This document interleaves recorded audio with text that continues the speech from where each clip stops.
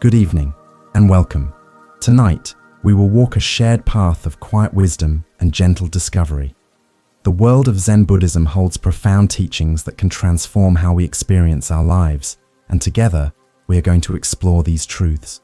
We will do this through soft stories and reflections that speak to the heart.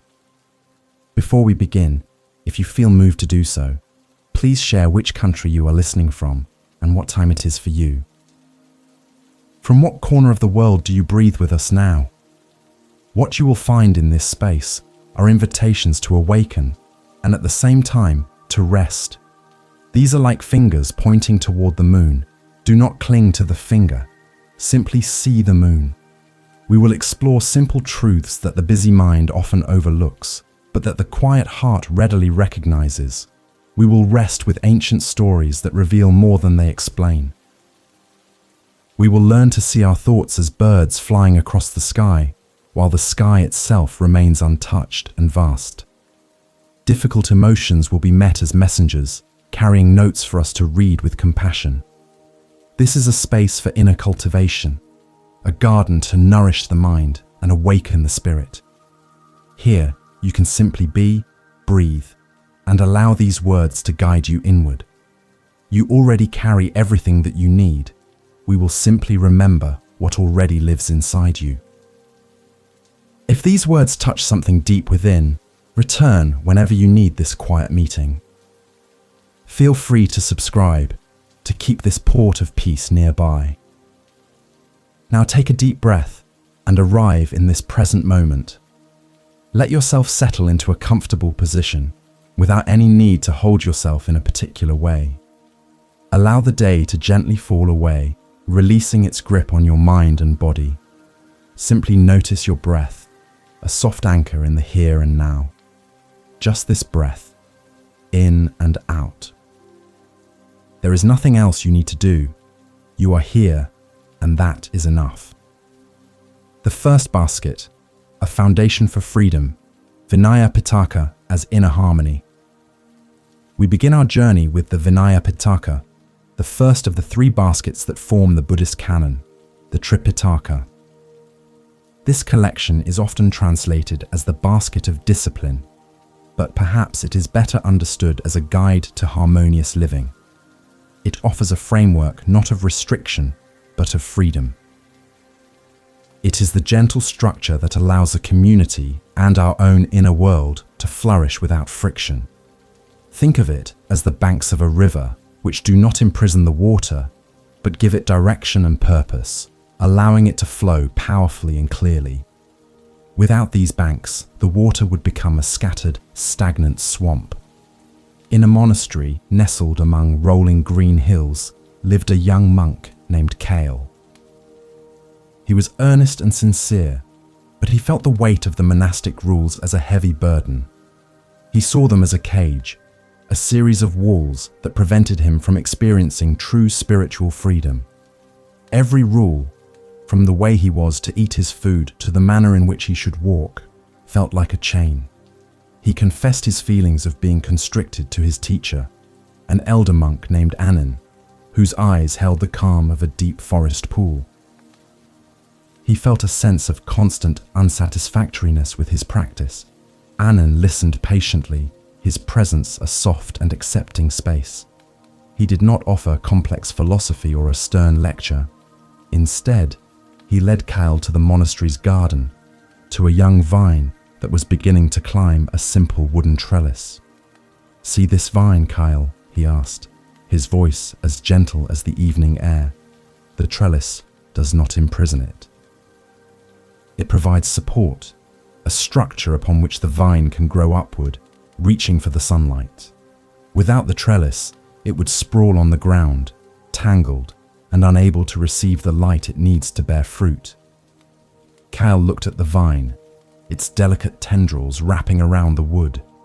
He watched as it reached higher than any of the untethered plants on the ground. For the first time, he saw the structure not as a limitation, but as a form of support. He began to understand that the rules of the monastery were not there to punish or restrict, but to create a container for his spiritual growth. They were a skillful means to free his mind from the chaos of undisciplined habits and choices, so that his awareness could grow toward the light of awakening. This is the essence of what is known in Buddhist teachings as Shila, or ethical conduct. It is the foundation upon which all other progress is built. When we live in a way that is harmless, that is kind, that is mindful, we are creating an inner environment of peace. We are no longer constantly battling with regret, guilt, or the consequences of our own unskillful actions.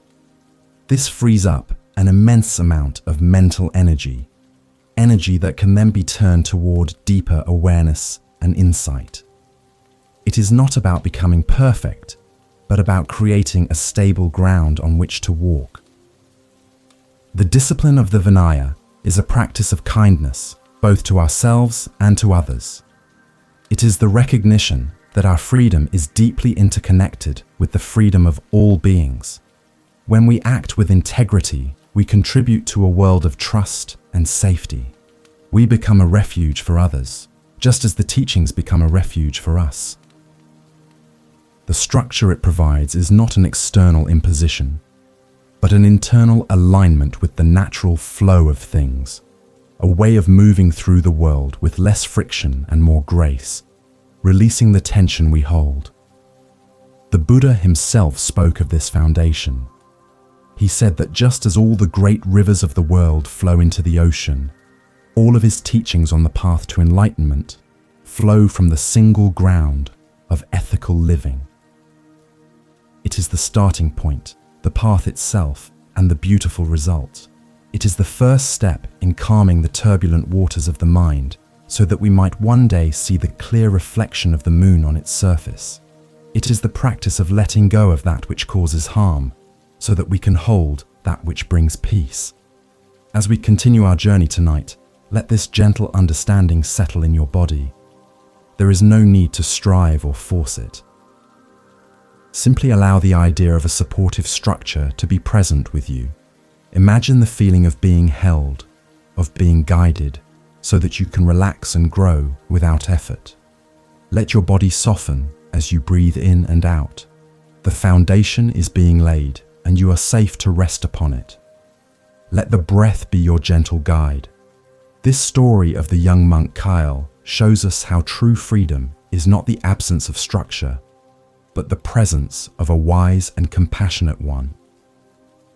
It is the difference between a kite with a string and a kite without one. The string is not a restraint, it is what allows the kite to soar, to dance with the wind.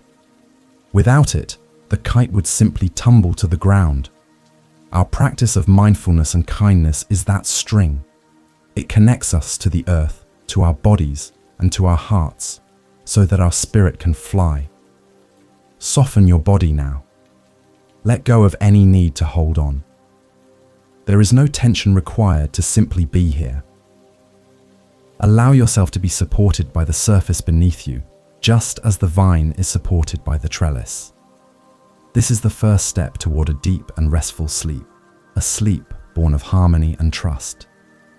We will now continue our exploration, moving deeper into the heart of these ancient teachings, carrying this sense of supportive stillness with us as we go. Breathe in and let go. Breathe out and soften even more. The silent arms round. Understanding non-harming. Ahimsa in daily life. We continue our journey into the first basket, the Vinaya, by exploring one of its most vital principles, ahimsa, the practice of non-harming. This is not a passive command to simply avoid violence. It is an active, moment-to-moment awareness of our impact on the world around us. It is a deep recognition that every action, every word, and even every thought creates a ripple that extends far beyond ourselves. This practice of non-harming is the heart of ethical living, the gentle path that leads to inner peace and a world with less friction and suffering for all beings. It is the core of all Buddhist teachings. In a small village nestled by a flowing river lived a nun named Sona. Her presence was quiet and unassuming, yet she was deeply respected for the clarity of her practice. Every morning, as the sun cast its first golden rays upon the earth, she would walk through the village on her silent arms round, her bowl held before her with both hands. She accepted whatever was offered with a simple, grateful nod, never speaking a word. She embodied the spirit of letting go and acceptance, trusting that she would receive what she needed for that day. One morning, a wealthy merchant, known for his shrewd and often ruthless business dealings, stood before his lavish home, waiting for her. He had prepared an elaborate meal, hoping to gain merit and impress the village with his generosity. As Sona approached, he proudly placed a large portion of the rich food into her bowl. But Sona, whose awareness was as clear as a polished mirror, felt a subtle disquiet. She could sense the energy of greed and exploitation clinging to the offering, the subtle suffering woven into its creation. It was a product of friction, not harmony. With a slow, deliberate movement, Sona bowed slightly to the merchant and then gently tilted her bowl, allowing the food to fall harmlessly onto a clean patch of grass beside the road. She did not show any judgment or disdain. Her face remained a mask of serene compassion. She then straightened up, held her empty bowl before her once more, and continued her silent walk down the path. The merchant was left standing in stunned silence, his offering rejected, his pride wounded. The entire village, which had been watching, was filled with whispers. The merchant, angered and humiliated, went to the monastery to complain to the abbot. He accused Sona of arrogance and disrespect. The abbot, a wise elder named Mahin, listened to the merchant's angry words with the same stillness that Sona had shown. When the merchant had finished, Mahin spoke softly. "Sona did not reject your generosity," he said. "She rejected the harm that was contained within the offering. Her practice is to not partake in anything that causes suffering to others, for to do so would be to cause suffering to herself and disturb the peace of her own mind." The abbot explained that the principle of non-harming extends beyond the obvious acts of physical violence. It includes our livelihood, the way we earn our living and acquire our possessions. If our wealth is built upon the exploitation of others, upon deceit, or upon causing distress, then it is poisoned by that very energy. To accept such an offering would be to condone the harm and to participate in it. Sona's silent action was not an act of judgment, but a powerful teaching on the nature of purity and right intention, a core aspect of the first noble truth. The story of Sona's silent alms round spread through the village, not as a tale of scandal, but as a profound lesson. The villagers began to look at their own lives, their own actions, and the intentions behind them. They began to understand that true generosity is not measured by the size of the gift, but by the purity of the heart from which it comes. Sona's quiet courage taught them more about the Dharma, the universal truth, than 1,000 sermons could have. She showed them that awareness is the key. This practice of non-harming, of ahimsa, is a gentle softening of the heart. It is the choice to move through the world with care, rather than with force. It is asking ourselves, does this action lead to more peace or more friction? Does it support life or does it cause distress? This questioning is not meant to create guilt, but to cultivate a clear seeing, an insight into the interconnected web of causes and conditions that we all live within. Every choice matters. Every moment is an opportunity to practice. As you rest here tonight, allow this story to settle within you. Let the image of Sona and her silent, compassionate action wash over you. There is no need to analyze or figure it out. Simply feel the quality of her presence, her quiet strength, her unwavering commitment to peace. Feel how this commitment creates a sanctuary of stillness around her, a space untouched by the drama and chaos of the world. This is the peace that is available to you right now. Breathe in the quality of gentleness. Breathe out any tension or hardness you might be holding in your body or your mind. Let your shoulders soften. Let your jaw release. Allow yourself to be harmless, to be at peace with this very moment, just as it is. There is nothing to prove, nothing to gain. Simply the gentle act of being. This is the path to deep, restful awareness, the foundation for a truly restorative sleep. Let the stillness grow. The second basket, the living words of the Buddha, Tripitaka as direct experience. Now, we turn our attention to the second great collection of the Tripitaka, the Tripitaka. This is the basket of discourses, the vast and beautiful tapestry woven from the words spoken by the Buddha and his closest disciples. If the Vinaya provides the banks of the river, the suttas are the flowing water itself. They are not dry academic texts. They are living teachings, vibrant and alive, filled with stories, parables, and profound insights into the nature of the human mind and the path to its liberation. These are not words to be worshipped, but to be experienced. Imagine the scene not long after the Buddha had passed into his final nirvana. The community of monks and nuns, his followers, were filled with a sense of profound loss and uncertainty. The light that had guided them was gone. How would the teachings, the Dharma, survive? How could they preserve the incredible wisdom that had been shared with them? It was a moment of potential fragmentation, a time when everything could have easily dissolved back into the silence from which it came. The memory of their teacher was fresh, but memory can be a fleeting thing. It was then that the first Buddhist council was convened. 500 of the most senior monks, all of whom had reached enlightenment, gathered together. Their purpose was singular and sacred: to collectively remember and recite the entirety of the Buddha's teachings, to ensure they would not be lost to time. At the heart of this momentous event was Ananda, the Buddha's devoted attendant for over 25 years. He had been present for almost every discourse, and he was blessed with a truly prodigious memory. He was the living vessel of the Dharma. Picture Ananda, his heart still heavy with grief, but his mind sharp with purpose, standing before the assembly of monks. He began to speak, and as he did, the living presence of the Buddha seemed to fill the space. He would begin each recitation with the now famous words, "Thus have I heard."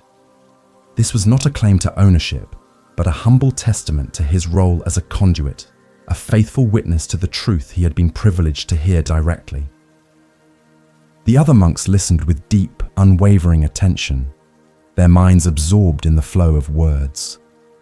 The recitation was not a mere intellectual exercise. It was a deep, collective meditation. The monks were not just listening to the words, they were reliving the moments. They could see the grove where the Buddha spoke, feel the warmth of the afternoon sun, and hear the tone of his compassionate voice. They checked their own memories against Ananda's, confirming each discourse, each line, each subtle turn of phrase. What they were preserving was not just information, but a living transmission of wisdom, a direct pointing to the truth. This is how the Tripitaka was born. It is a collection that breathes with the life of direct experience.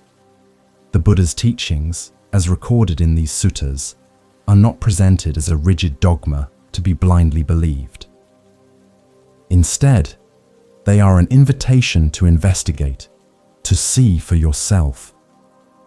The Buddha was not a god demanding worship. He was a guide, a physician who diagnosed the cause of human suffering and offered a practical, step-by-step path to its cure. The suttas are his prescription, his compassionate guidance. One of the most powerful teachings found within the Sutta Pitaka is from the Kalama Sutta. In it, the Buddha addresses a group of people who are confused by the many different spiritual teachers passing through their town, each claiming to have the one true path. The Buddha's advice was radical. He told them, "Do not go by oral tradition, by lineage of teaching, by hearsay, by scripture, by logical reasoning, by inference, by reflection on reasons, by approval of a view after pondering it, or by the thought, 'This is our teacher.' Fool. Instead," he said, "when you know for yourselves that certain things are unskillful, blameworthy, criticized by the wise, and when undertaken and observed, lead to harm and suffering, then you should abandon them. And when you know for yourselves that certain things are skillful, blameless, praised by the wise, and when undertaken and observed, lead to welfare and happiness, then you should enter and remain in them." This is a profound declaration of spiritual autonomy. The ultimate authority lies not in a book or a teacher, but in your own direct, mindful experience.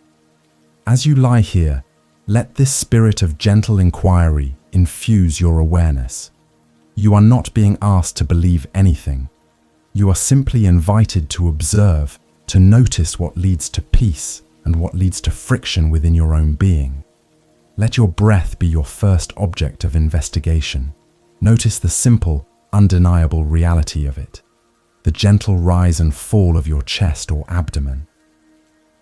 This is a direct experience, a truth you can know for yourself, right now, beyond any concept or belief. Let the words of these stories wash over you like a gentle stream. There is no need to grasp onto them or analyze them with the mind. Simply allow them to be heard, to be felt. Trust that the wisdom contained within them will be absorbed in its own time, in its own way. Your only task is to remain open and receptive, like the earth receiving a soft rain. Rest in this open awareness. Rest in the living, breathing truth of this very moment. This is the heart of the Sutta Pitaka, the parable of the poisoned arrow, focusing on what truly matters, dukkha and its cessation. Within the vast collection of the Sutta Pitaka, we find stories that act like sharp, clarifying blades, cutting through the dense forest of our mental confusion. One of the most powerful of these is the parable of the poisoned arrow. It is a story that speaks directly to our human tendency to get lost in questions that do not serve our liberation, while ignoring the very real and immediate condition of our own suffering. It is a call to practicality, a reminder from the Buddha to focus on what truly matters for our peace and well-being. The parable tells of a man who is shot with an arrow thickly smeared with poison. His friends and family hurry to find a surgeon to remove it, but the man refuses their help. He insists that before he allows the arrow to be removed, he must first know the answers to a series of questions. He wants to know the name of the man who shot him and what caste he belongs to. He wants to know if the man was tall or short, dark or fair, and from which village he came. This is the first noble truth in action. He continues with his demands. He needs to know what kind of bow was used, whether it was a longbow or a crossbow. He must know what material the bowstring was made from, whether it was fiber or reed or silk. He wants to know what kind of feathers were used on the arrow, whether they were from a hawk or a vulture or a peacock. The list goes on and on. He becomes completely absorbed in the details, in the story behind his predicament, while the poison continues to spread through his body. The Buddha's point is stark and clear. The man would die before he ever got the answers to his questions. What is the urgent and necessary task in this situation?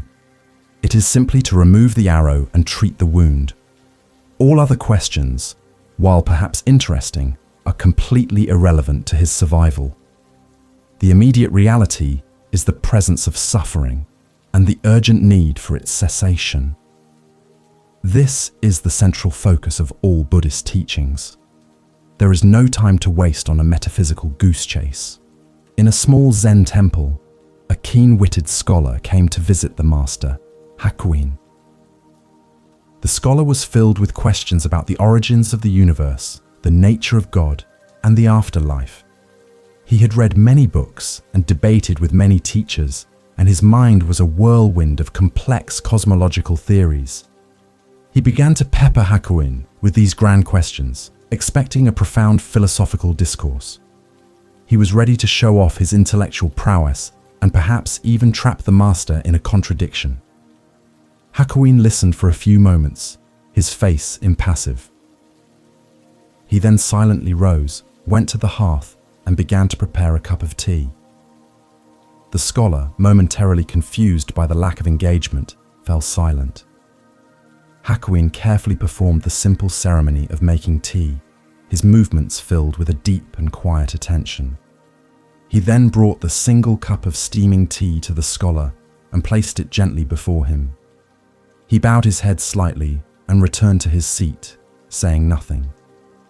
The scholar stared at the cup of tea. The fragrant steam curled up into the air, and the warmth of the ceramic radiated into the quiet room. In that profound silence, punctuated only by the sound of his own breath, the scholar's grand questions about the cosmos began to feel distant and insubstantial. The immediate, undeniable reality was the cup of tea in front of him. The real question was not about the beginning of time, but about his own restless, striving mind in that very moment. He understood, without a single word being spoken. The Buddha's teaching, echoed in Hakuin's silent action, is this: I teach one thing and one thing only, suffering and the end of suffering. The arrow is the fundamental unsatisfactoriness of a life lived in ignorance, the friction of a mind caught in craving and clinging. The poison is the relentless cycle of suffering that this creates. Our tendency is to ask, why is there suffering? Who created the world this way? What happens after we die?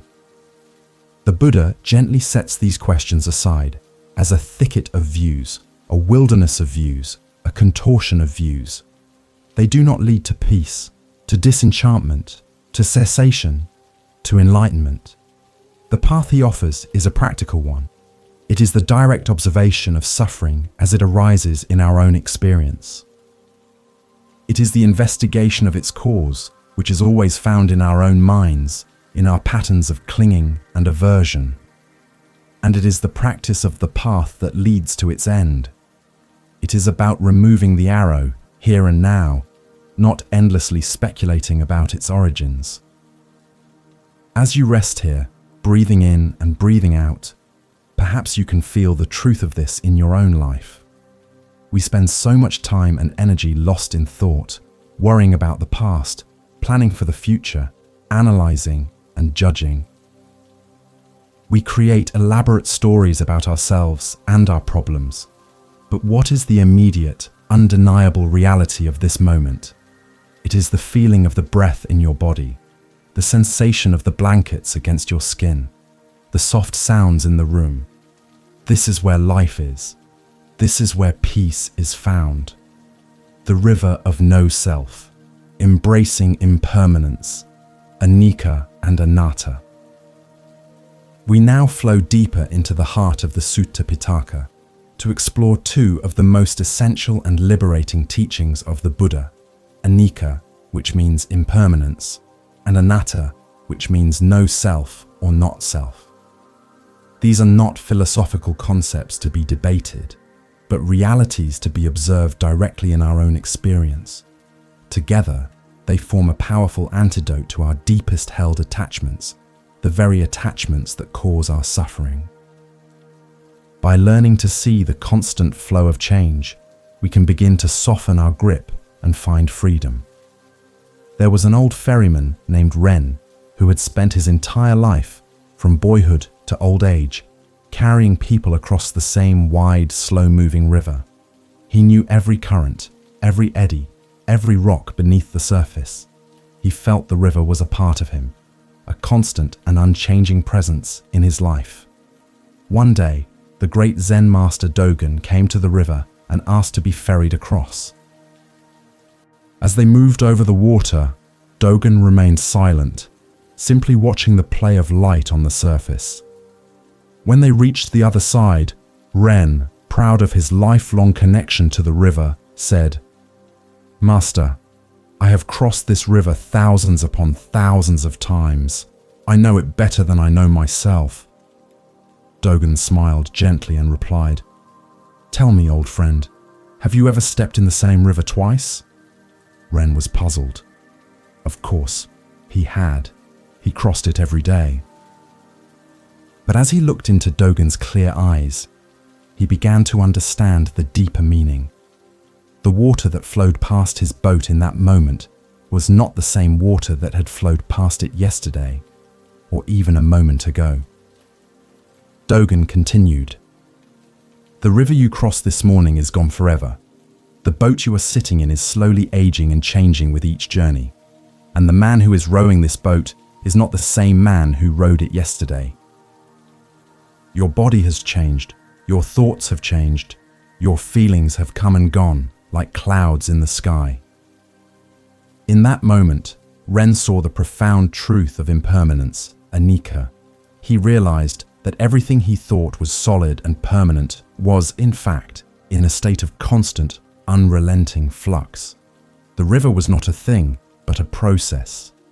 This teaching on impermanence leads directly to the insight of no self, or anatta.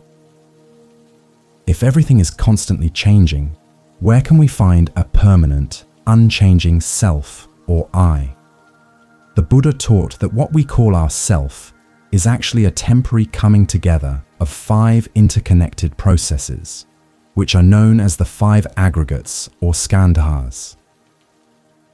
These are form, our physical body; sensations, the raw data from our senses; perceptions, how our mind labels and interprets those sensations; mental formations, our thoughts, emotions, and intentions; and consciousness, the basic awareness of it all. We tend to cling to these 5 aggregates, identifying with them as me or mine. We say, "I am angry, I am happy, this is my body, these are my thoughts." But the Buddha invites us to look closer.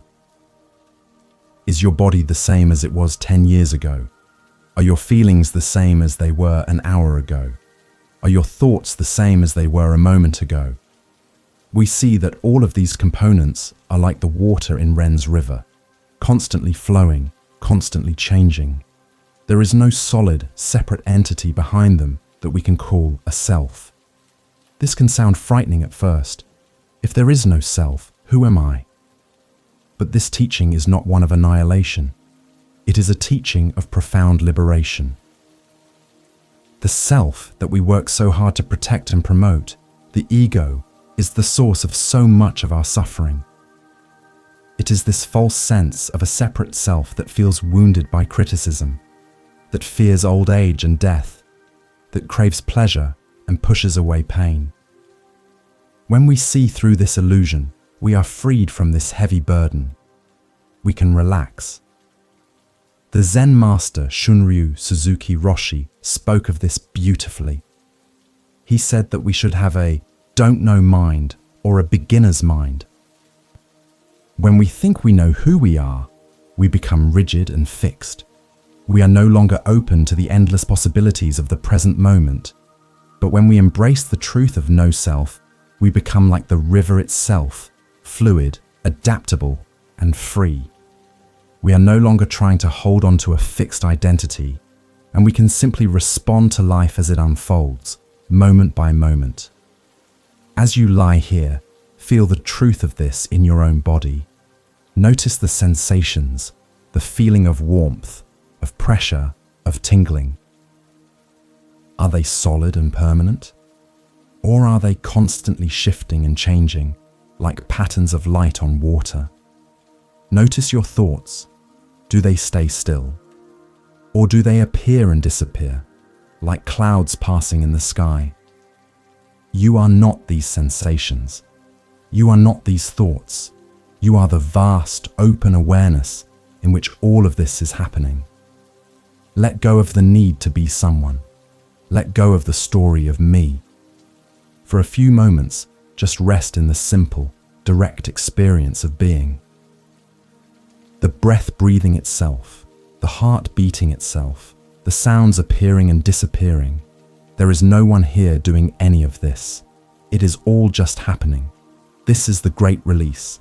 This is the doorway to a peace that is not dependent on conditions, a peace that is as vast and as open as the sky itself. The third basket, a map of the inner world. Abhidhamma as clear seeing. We now arrive at the third and final basket of the Pali Canon, the Abhidhamma Pitaka. If the Vinaya gives us the ethical foundation for our journey, and the suttas provide the inspiring stories and discourses, the Abhidhamma offers us the detailed map. It is often called the basket of higher or special doctrine, but we can think of it as the psychology of the Buddha. It is a systematic and microscopic analysis of the nature of mind and matter, a profound investigation into the intricate workings of consciousness itself. Some find the Abhidhamma to be dense and overly analytical, but its purpose is deeply compassionate. To understand it, we can use the metaphor of a botanist. While walking through a garden, the suttas might point to a beautiful lotus flower and speak in poetry about its purity and how it rises from the muddy water.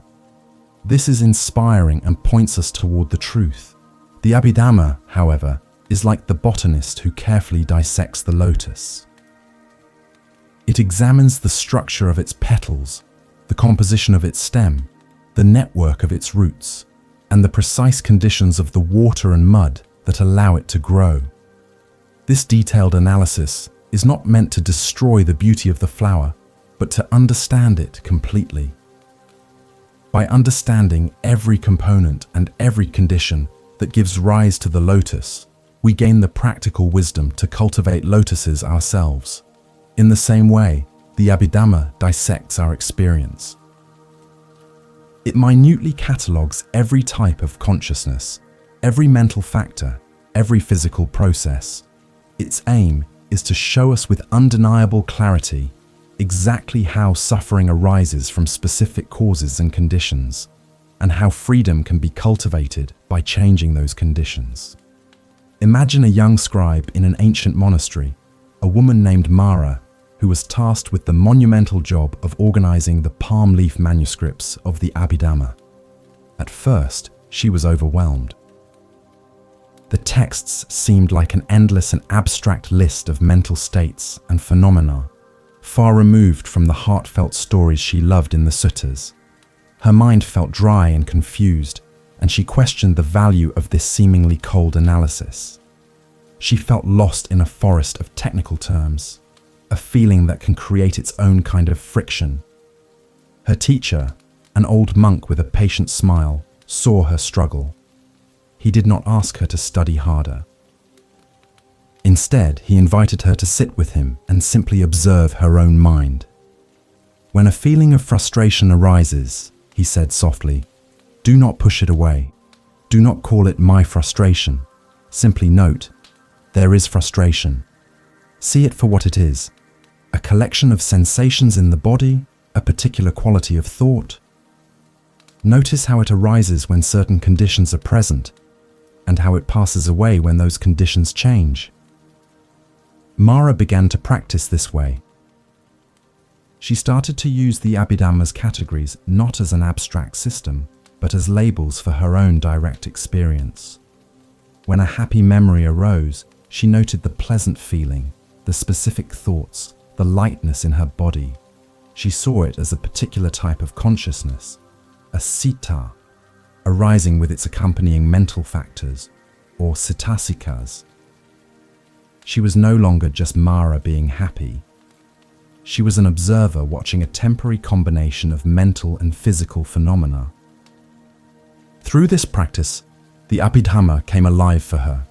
It was no longer a dry list, but a living map of her own inner world. It gave her the language and the precision to see her own mind with startling clarity. She saw how a moment of anger was not a solid thing, but a rapid sequence of perceptions, feelings, and intentions. She saw how clinging to a pleasant feeling inevitably led to disappointment when it passed. She was seeing the mechanics of her own suffering, and in that seeing she found a new kind of freedom. The wisdom of the Abhidhamma is that it depersonalizes our experience. It helps us to stop taking our thoughts and emotions so personally. We see that they are impersonal processes, arising and passing away according to universal laws. This insight is incredibly liberating. The anger is not me. The sadness is not me. They are simply visitors passing through the open space of awareness. We can greet them, acknowledge them, and let them go without getting entangled in their drama. This is the path of emotional non-attachment. This clear seeing is a powerful tool for awakening. It dismantles the illusion of a solid, separate self at the most fundamental level. It reveals the world not as a collection of separate things, but as a dynamic, interconnected flow of momentary phenomena. It is the ultimate expression of the teachings on impermanence and not self. It is a journey into the very heart of reality, guided by the clear and precise light of mindful investigation or vipassana. As you rest here on the edge of sleep, you do not need to learn the technical terms of the Abhidhamma. Simply absorb its spirit, the spirit of clear, non-judgmental observation. Feel the sensations in your body. Are they personal, or are they just sensations? Hear the sounds in the room. Are they happening to you, or are they just sounds arising and passing in the vast field of your awareness? Let go of the storyteller, the one who claims all these experiences as mine. Rest in the simple, silent knowing that is always present beneath the surface of the mind, the chariot of being, deconstructing the self, the wisdom of Nagasena. To truly feel the liberating power of the Abhidhamma, we can turn to one of the most famous and insightful dialogues in all of Buddhist literature. It is the conversation between the enlightened monk Nagasena and the Greek king Milinda, who ruled a kingdom in ancient India. King Milinda was a brilliant and inquisitive man, a skilled debater who was deeply curious about the strange teaching of no self, or anatta, that he had heard from the Buddhist monks. He sought out Nagasena to challenge him on this very point. The king arrived at the monastery with his royal retinue. After the customary greetings, he asked his question directly. "Venerable sir," he began, "I am known as King Milinda, and you are known as Nagasena. But who exactly is this Nagasena? Is it your body? Is it your feelings? Is it your thoughts? Is it your consciousness? If it is none of these things, then where is the person to whom we are speaking?" The king believed he had set a perfect logical trap. If Nagasena could not point to a self, then Nagasena did not exist. Nagasena, calm and unperturbed, met the king's intellectual challenge with a simple question of his own. He pointed to the king's magnificent royal chariot standing nearby. "Your Majesty," he said, "you have come here in a chariot. Please tell me, what is this chariot? Is it the wheels? Is it the axle? Is it the frame, or the yoke, or the reins?" The king replied that the chariot was none of these individual parts. It was the combination of them all that was called a chariot. Nagasena then pressed his point gently. "So, if we were to take the chariot apart piece by piece, where would the chariot go? Would it still exist? Or is chariot simply a name, a convenient designation that we give to a particular arrangement of parts?" King Milinda had to agree that chariot was indeed just a name. a concept that depended on the parts being assembled in a specific way. There was no independent, essential chariotness that existed apart from its components. Then came Nagasena's brilliant and compassionate checkmate. "Your Majesty," he said, "it is the same with Nagasena. What you call Nagasena is simply a convenient name given to this collection of body, feelings, perceptions, mental formations, and consciousness. These 5 aggregates are assembled in this particular way, so we use the label Nagasena. But if you take them apart and investigate them, you will not find any separate, permanent self hiding within them. Nagasena exists as a convention, just like chariot, but it does not exist as an ultimate, unchanging reality. This is the heart of the Abhidhamma's analysis of the self. It does not deny our conventional existence. Of course, you are here, listening to these words. You have a name, a body, a history. But it asks us to look deeper, to see that this self we take to be so solid is actually a dynamic process, a constantly changing assembly of impersonal parts. This insight is not nihilistic. It does not mean that nothing matters. In fact, it means the opposite. It is the key to true freedom. When we are no longer identified with the chariot, we are no longer terrified that it will one day fall apart.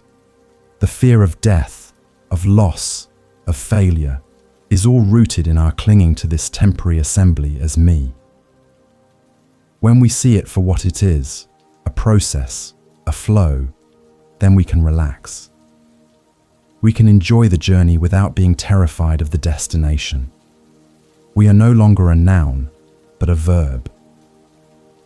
We are not a thing, but a process of happening. This deconstruction of the self has a profound effect on our daily lives. When someone criticizes us, who is it that they are criticizing? This temporary collection of thoughts and feelings. When pride arises, who is it that is proud? This fleeting combination of body and mind. Seeing this, our reactions begin to soften. We take things less personally. We become less defensive, more open, more compassionate. We see that other people are also just chariots, temporary assemblies driven by their own causes and conditions. As you lie here, allow this image of the chariot to rest in your mind. Feel your own being, not as a solid, fixed entity, but as a flowing process. The breath coming in and out is a process. The sensations shifting and changing in your body are a process. The thoughts drifting through your mind are a process. There is no need to hold on to any of it. You can simply be the open, spacious awareness in which all of these processes are unfolding. Let go of the driver of the chariot, the one who is always trying to steer and control everything. For these few moments, just allow the chariot to roll on its own. Trust the path. Trust the journey. There is no one to be, nothing to do. Just this gentle, effortless unfolding. This is the deep rest of the mind that the Abhidhamma points us toward. A rest that comes from seeing things exactly as they are. The colors of the mind, naming emotions, kusala and akusala sita. The Abhidhamma, with its precise and detailed map of the mind, offers us a powerful tool for working with our emotional life. It moves us beyond the vague and often overwhelming experience of being emotional and gives us the clarity to see our feelings for what they are, temporary mental states that arise due to specific conditions. The Abhidhamma classifies all states of consciousness, or cittas, as either skillful and wholesome, which is called kusala, or unskillful and unwholesome, which is called akusala. This is not a moral judgment, but a practical observation of what leads to peace and what leads to suffering. Imagine a painter named Kenji who lived in a small coastal village. His paintings were known for their dramatic and turbulent energy. He painted stormy seas and dark, brooding skies, reflecting the turmoil he often felt within his own heart.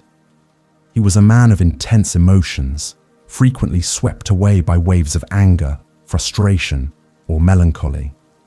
These feelings would fuel his art, but they would also leave him feeling exhausted and dissatisfied. His life lacked a sense of inner stillness and contentment. One day, an elderly nun named Pema came to stay at the local temple. She was known for her calm demeanor and her gentle wisdom. Kenji, feeling creatively and emotionally stuck, went to see her. He brought one of his paintings, a dramatic scene of a ship being tossed in a violent storm. "This is how my mind feels," he confessed. "I am at the mercy of these powerful waves. I feel as though I am drowning in them." Pema looked at the painting and then at Kenji with deep compassion in her eyes. "You are a wonderful painter," she said softly. "You see the colors of the storm with great intensity. But you believe you are the storm." She then pointed to his palette, where he had an array of colors neatly arranged. "When you paint, you do not become the color red when you use it. You do not become the color black. You are the artist who sees the colors, understands their nature, and chooses which ones to use with wisdom and intention. You can learn to do the same with the colors of your mind."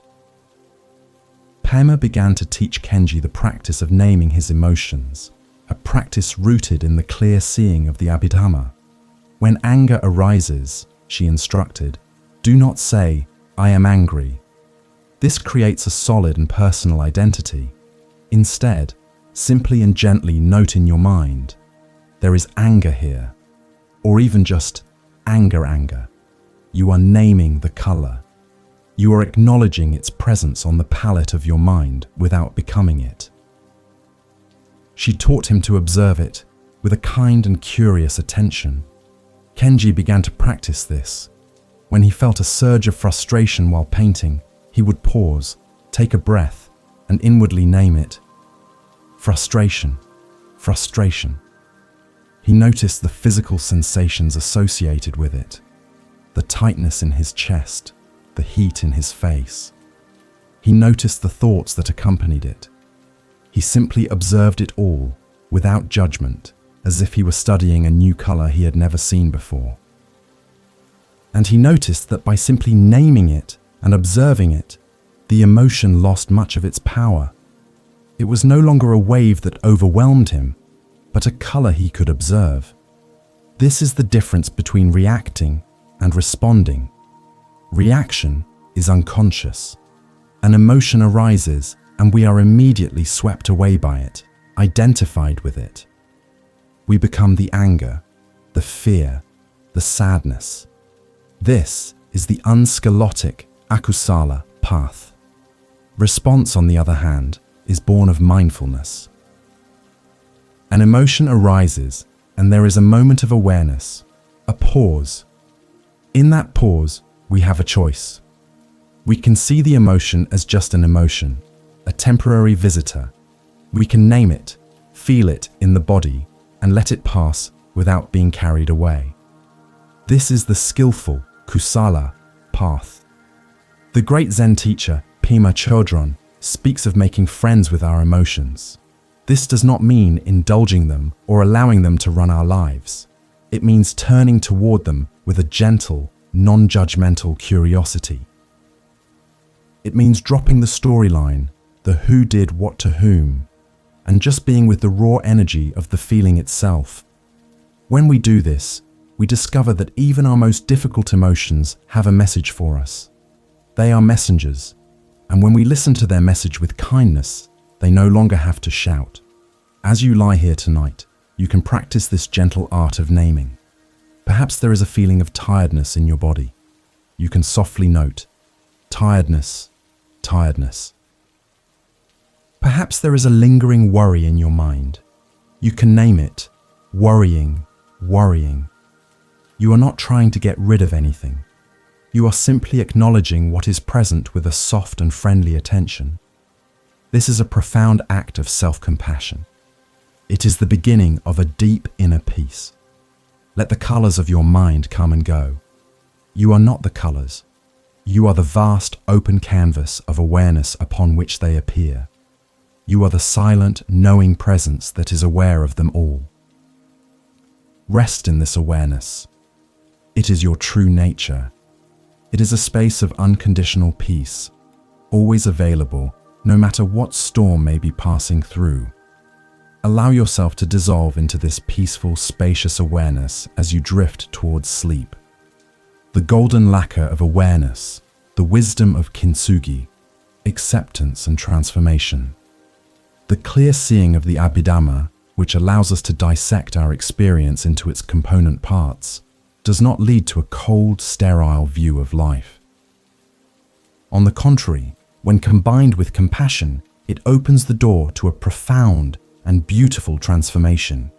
It allows us to practice a kind of spiritual artistry, embracing our imperfections and turning our wounds into sources of beauty and strength.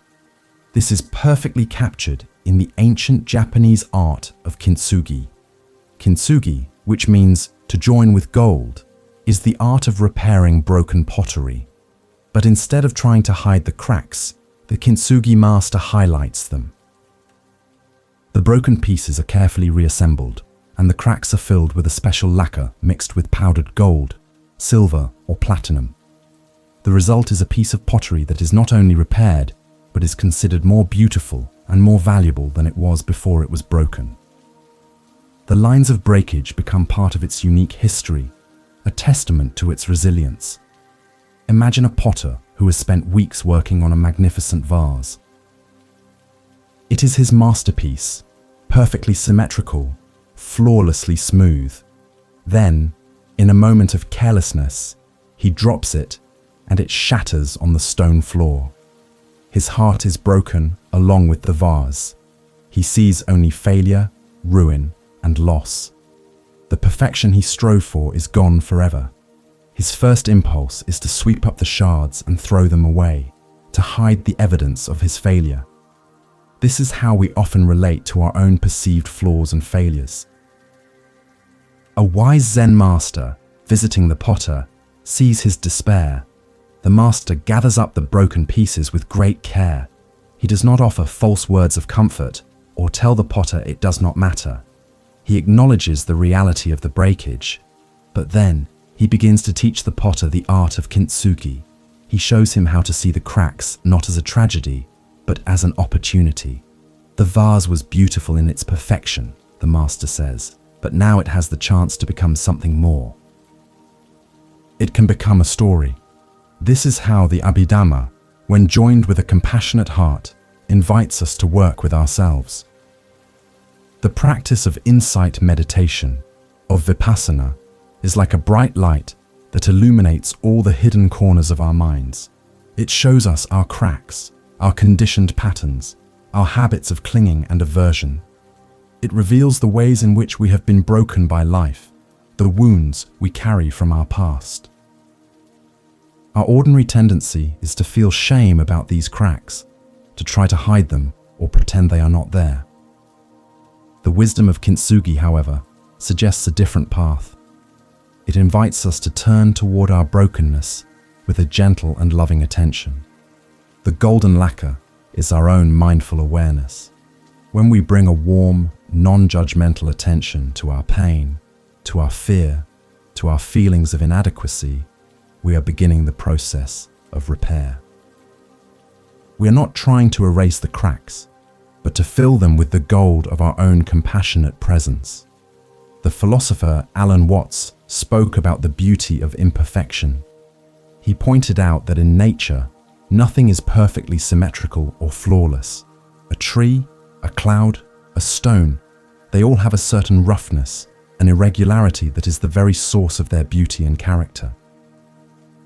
Our culture often teaches us to strive for an impossible ideal of perfection, which only leads to frustration and self-judgment. Zen wisdom, on the other hand, celebrates the imperfect, the asymmetrical, the beautifully flawed nature of life as it is. When we apply the golden lacquer of awareness to our own broken pieces, something remarkable happens.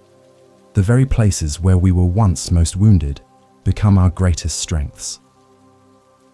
The experience of overcoming a great fear can give us a deep reservoir of courage. The process of healing from a deep loss can open our hearts to a profound compassion for the suffering of others. Our cracks, illuminated by awareness, become luminous veins of gold, telling the story of our resilience and our capacity to heal. As you lie here, preparing for sleep, let go of the struggle for perfection. You do not need to be flawless to be worthy of love and peace. Allow yourself to be exactly as you are, with all your beautiful human imperfections. Imagine that your own awareness is a soft golden light. Let this light fill all the places in you that feel broken or hurt. Let it fill the cracks with warmth, acceptance, and gentle care. There is no need to fix yourself. There is only the need to hold yourself in this loving awareness. The cracks are not a sign of failure. They are a sign that you have lived, that you have dared, that you have loved. They are part of your unique and precious history. Let them be illuminated. Let them shine. In this deep acceptance of your whole being, may you find the profound rest and healing that you deserve. The weaver and the threads. Understanding dependent origination. Paticca Samuppada as interconnectedness. As we delve deeper into the wisdom of the Abhidhamma, we encounter one of the most profound and central teachings of the Buddha, Paticca Samuppada, which is often translated as dependent origination or interdependent arising. This teaching is a direct expression of the Buddha's own enlightenment experience. It is the understanding that nothing exists in isolation. Everything arises in dependence upon other factors. It reveals the universe as a vast, intricate web of causes and conditions, where every single thing is intimately connected to everything else.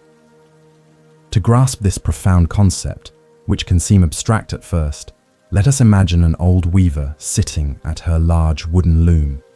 Her name is Maya, and her face is a beautiful map of wrinkles, each one telling a story.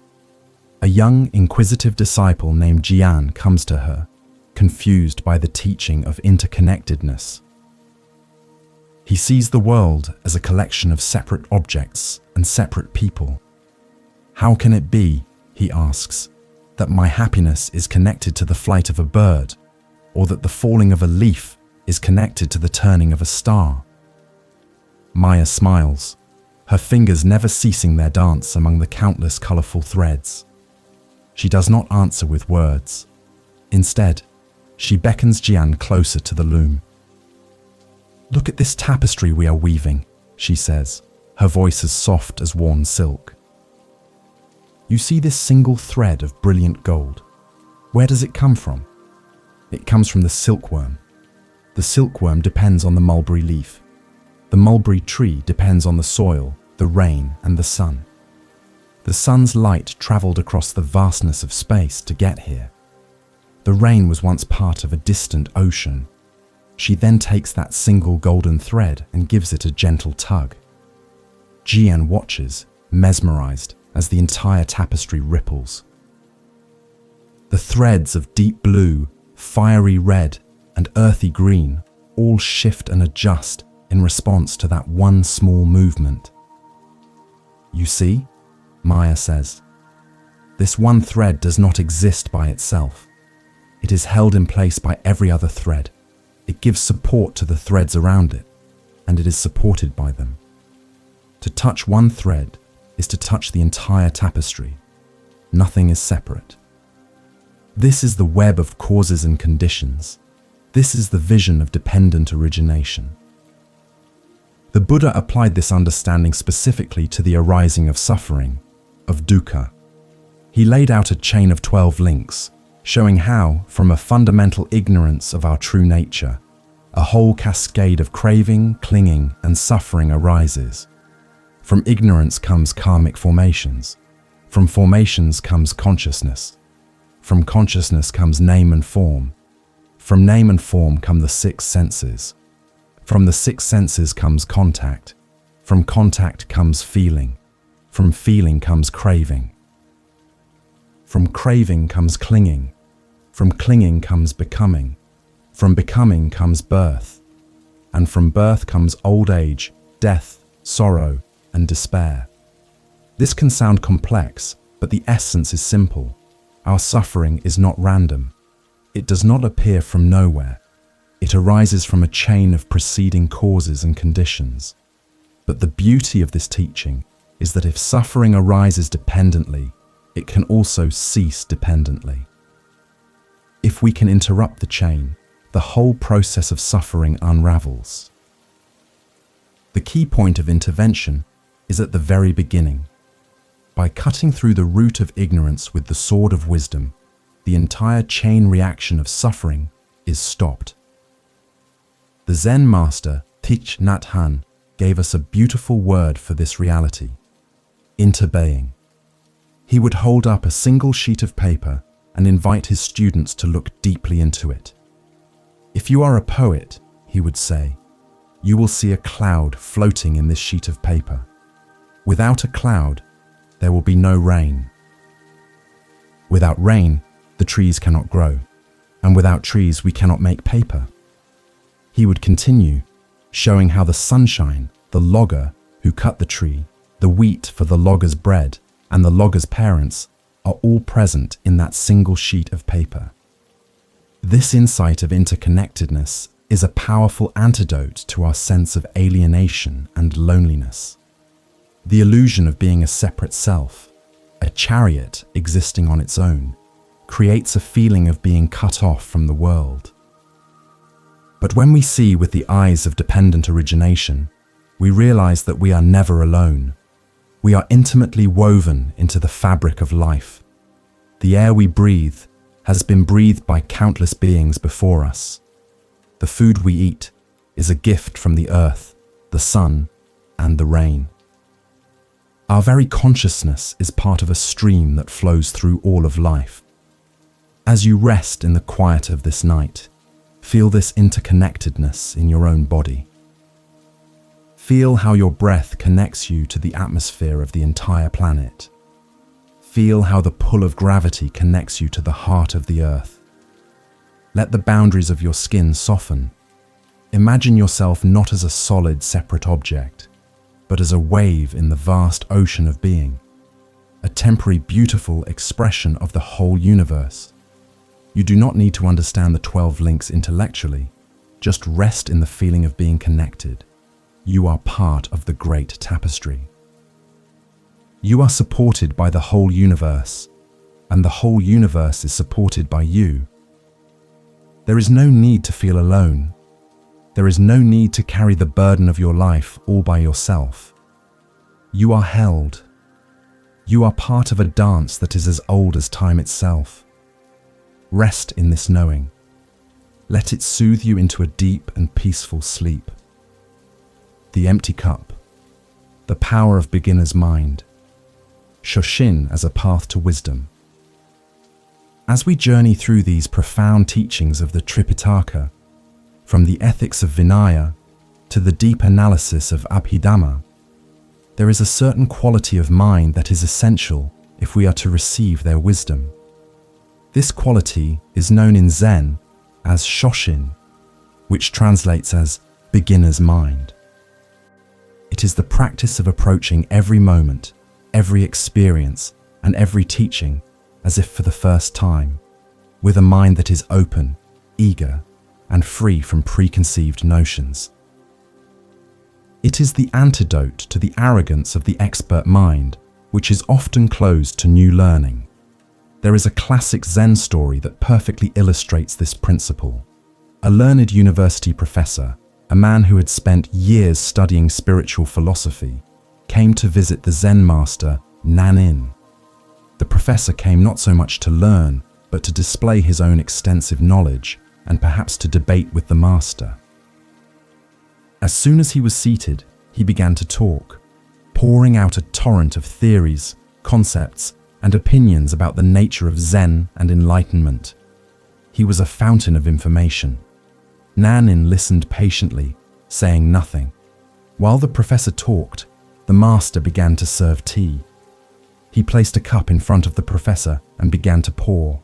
He filled the cup to the brim, but then he did not stop. The tea began to overflow, spilling into the saucer and then onto the table. The professor watched, astonished, as the hot tea continued to pour out, creating a puddle on the floor. Finally, he could not contain himself any longer. "Stop!" he shouted. "The cup is full! No more will go in!" Nanin calmly set down the teapot and looked at the professor. "Like this cup," he said, "you are full of your own opinions and speculations.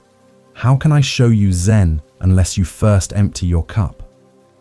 In that moment, the professor was humbled. He realized that his mind was so full of concepts and intellectual knowledge that there was no room for any true, direct experience. He had come to the well of wisdom with a full bucket, and so he could take nothing away. This full cup is the state in which we often approach life. We think we know. We have opinions about everything, about ourselves, about other people, about politics, about how things should be. We filter every new experience through the thick screen of our past knowledge and our biases.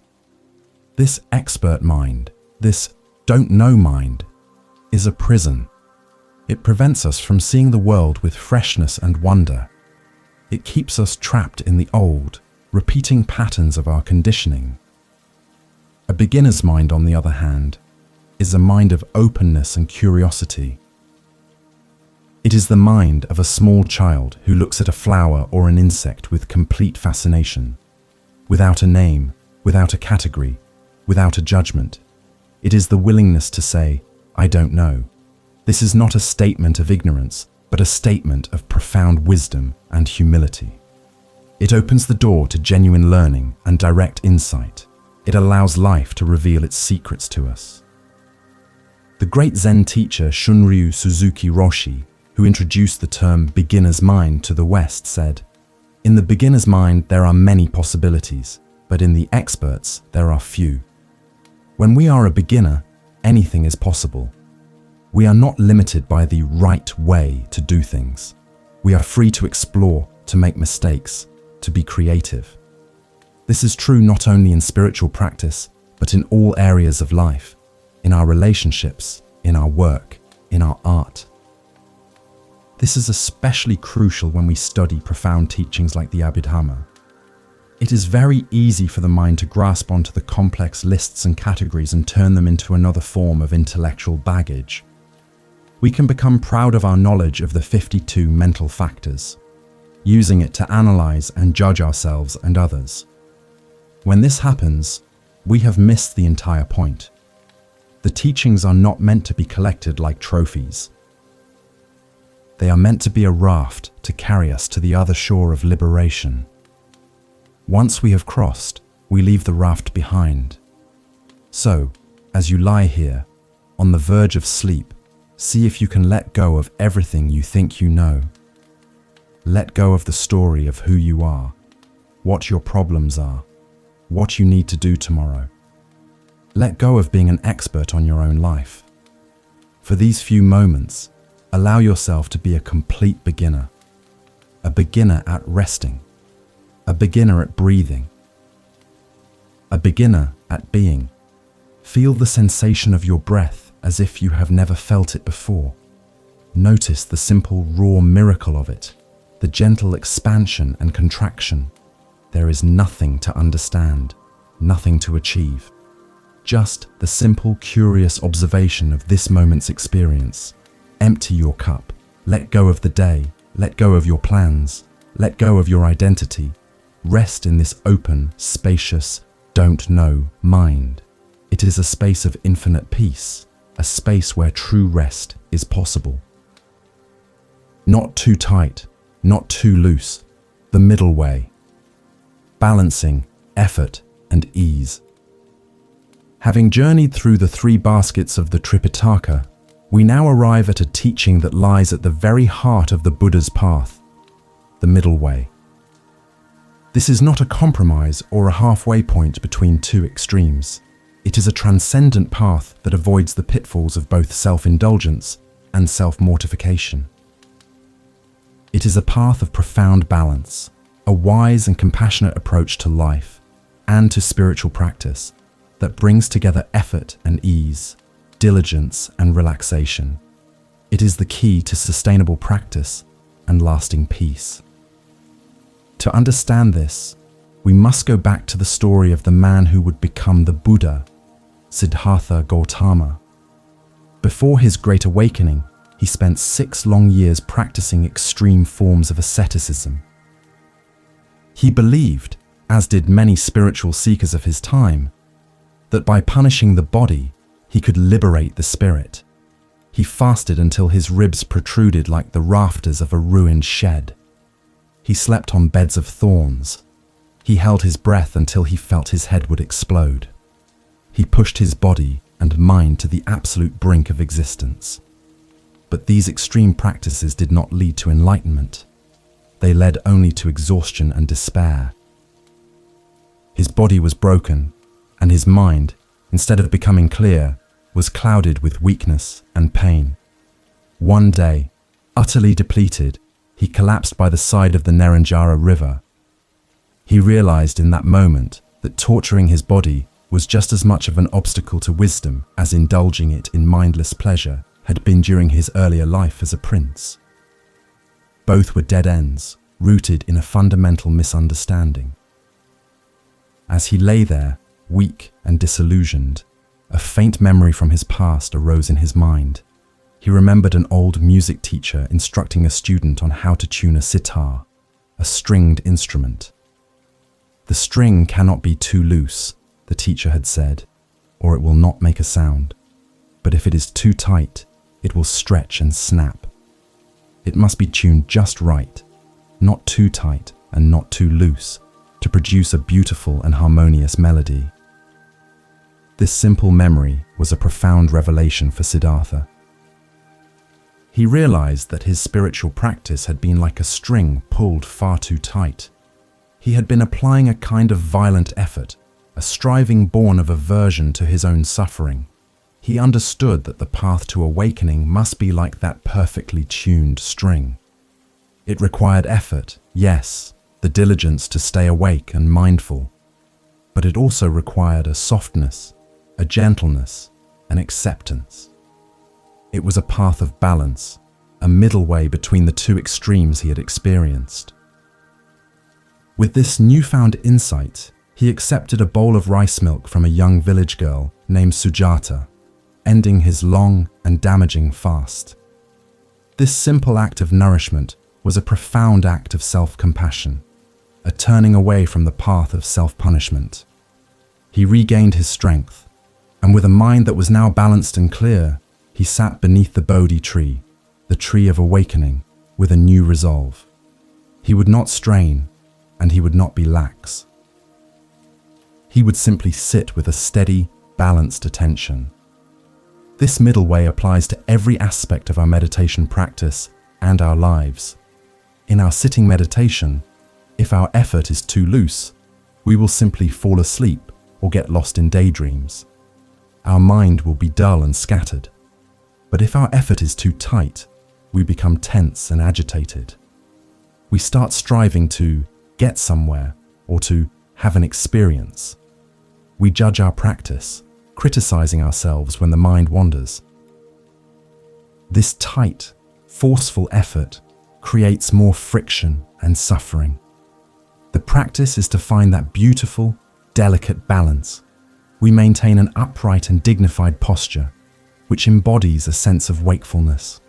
Yet, within that posture, we learn to soften and release all unnecessary tension. We gently but persistently bring our attention back to the breath, over and over again, without aggression or frustration. We treat our wandering mind not as an enemy to be defeated, but as a beloved child that we gently guide back home. This is effort balanced with loving kindness.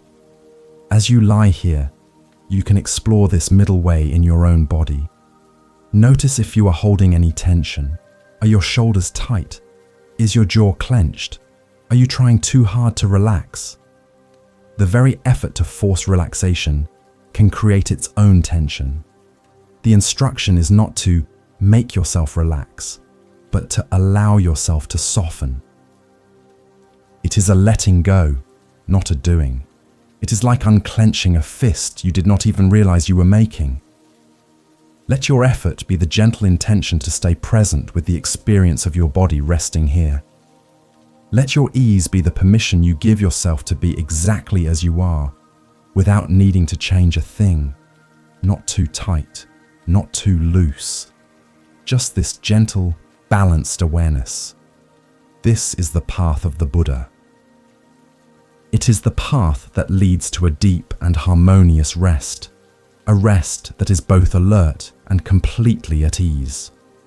Allow your whole being to be tuned to this perfect pitch as you drift into sleep. Sit like a mountain, flow like water, stillness in motion, zazen and wu wei. The practice of Zen meditation, known as zazen, which simply means seated meditation, is the embodiment of the middle way. It is a practice that cultivates a profound quality of stillness, not just in the body, but in the very center of the mind. And from this deep well of stillness, a new way of moving through the world can emerge, a way that is fluid, responsive, and free from struggle. This is often expressed in the beautiful Zen instruction: sit like a mountain, flow like water. There is an old story of a proud and powerful samurai warrior who sought out a reclusive Zen master. The samurai was a master of the sword, a man of action and force, but he had heard of a higher skill, a concept from the related Taoist tradition known as Wu Wei. This is often translated as effortless action or non-doing. It is the art of acting in perfect harmony with the natural flow of things, without resistance or force. The samurai, accustomed to achieving his goals through strength and willpower, was intrigued and wanted to possess this power. He found the master living in a simple hut high in the mountains. "I wish to learn the secret of Wu Wei," the samurai declared, his hand resting on the hilt of his sword. The master, a small, unassuming man with eyes that seemed to hold the vastness of the sky, simply nodded. He did not give the samurai a lecture or a book. His only instruction was this: go and sit on that rock over there and watch the mountain. Do not do anything, just sit and watch. The samurai was confused and insulted.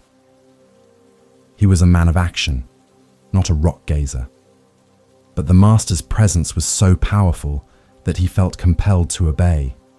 He sat on the rock for days, growing more and more impatient and frustrated. His mind was a whirlwind of thoughts. His body ached with restlessness. He was fighting the stillness with all his might. Finally, in a state of complete exhaustion, he simply gave up. He surrendered to the sitting. And in that surrender, something shifted. For the first time, he truly saw the mountain. He felt its immense, unshakable presence, its profound stillness. It sat there, majestic and calm, whether the sun shone or the storms raged. It was not striving to be anything other than what it was. It was simply, powerfully, a mountain. The samurai felt that same quality of stillness begin to permeate his own being. His restless mind grew quiet. He was sitting like a mountain. After many days, the master came to him. "Now," he said, "go and sit by the river and watch the water." The samurai, now humbled and open, did as he was told. He watched the river as it flowed endlessly toward the sea. He saw how the water never resisted. When it met a rock, it simply flowed around it. It followed the path of least resistance, always yielding, yet its soft, persistent nature could wear down the hardest stone over time. It was powerful in its softness, effective in its yielding. The samurai understood. Sit like a mountain meant cultivating an inner stillness, an unshakable core of presence that is not disturbed by the passing storms of thought and emotion. This is the practice of Zazen. We sit, rooted and stable, allowing everything to come and go without being moved. Flow like water meant taking this stillness out into the world. It meant acting from a place of quiet presence, responding to life's challenges with fluidity and grace, rather than with rigid force and resistance. This is the essence of effortless action. It is not passivity. The river is constantly moving, constantly active, but it does not fight against its own nature. It moves with a kind of natural intelligence. Wu Wei is about learning to trust this natural intelligence within ourselves. It is about softening our grip, releasing our rigid plans and expectations, and learning to dance with the changing flow of life. It is the wisdom of the archer who does not force the arrow, but simply creates the right conditions and allows the shot to happen. This balance of mountain-like stillness and water-like flow is the fruit of a mature practice. The stillness we cultivate in our quiet moments of meditation becomes the source of our strength and clarity in our active moments. We learn to meet the demands of our day without the inner friction of resistance. We do what needs to be done, but we do it from a place of inner quiet, without the frantic, anxious energy that so often drains us. As you lie here, allow yourself to embody these two qualities. Feel the mountain-like stability of your body resting here. Feel the solid support of the surface beneath you, the gentle pull of gravity holding you steady. You are as solid and as present as a mountain. There is nothing that can shake this deep, grounded presence. You are safe. You are still. Now feel the water-like flow of your breath, the gentle, effortless current moving in and out of your body. It is not forced. It is not controlled. It is simply happening, a natural rhythm of life. Allow your mind to become like this water. Let it flow around any thoughts or worries that may arise. Let it be soft, yielding, and free. Sit like a mountain. Flow like water. Let these two qualities merge within you, creating a state of deep, peaceful, and restorative rest. The farmer and his horse, beyond fortune and misfortune, the practice of equanimity. As we continue to cultivate a balanced and steady mind, we encounter a teaching that is essential for navigating the unpredictable currents of life. This is the practice of upekkha, or equanimity. Equanimity is not a state of indifference or cold detachment. It is a spacious, warm, and unwavering presence that allows us to experience the highs and lows of life, the pleasure and the pain, without being thrown off balance. It is the deep wisdom that understands the changing, impermanent nature of all things. There is an ancient Taoist story, deeply cherished in Zen, that beautifully illustrates this profound wisdom. It is the story of an old farmer who lived in a remote village with his son. One day, his only horse, which he relied on for ploughing his fields, ran away. His neighbors all came to console him. "What terrible luck," they said, shaking their heads in sympathy. "How will you manage your farm now?" The old farmer simply listened and replied quietly, "Maybe. Who knows what is good or bad?" A few weeks later, the horse returned, and it was not alone. It had brought with it a herd of wild horses from the mountains. Suddenly, the farmer was a wealthy man. His neighbors rushed over to congratulate him. "What incredible fortune!" they exclaimed. "You are so lucky." The old farmer calmly watched the new horses in his corral and said only, "Maybe. Who knows what is good or bad?" His mind remained steady, not grasping at the good fortune. The following week, the farmer's son was attempting to train one of the wild horses when he was thrown from its back and broke his leg badly. The neighbors came again, their faces full of pity. "Oh, what a terrible misfortune," they lamented. "Your only son, and now he is crippled." The farmer, tending to his son's injury, looked at them and said with the same quiet stillness, "Maybe. Who knows what is good or bad?" He did not fall into despair. Not long after, the emperor's army came marching through the village, conscripting all the able-bodied young men for a brutal and distant war. The neighbors were weeping as their sons were taken away, many of them never to return. But the farmer's son, because of his broken leg, was passed over. He was spared. The neighbors, in their grief, looked at the farmer with envy. "You are truly blessed," they said. "Your son has been saved." The old farmer simply replied, "Maybe. Who knows what is good or bad?" This story is a powerful teaching on the limitations of our judgment. We are so quick to label events as good or bad, fortune or misfortune. But the reality is that we see only a tiny fragment of the whole picture. We do not know what the long-term consequences of any event will be. What seems like a disaster today may turn out to be a blessing tomorrow. What seems like a great victory may lead to unforeseen problems down the road. The farmer's wisdom lies in his refusal to jump to conclusions. This is the practice of equanimity. It is the ability to rest in the don't-know mind, to allow life to unfold without constantly needing to judge it or control it.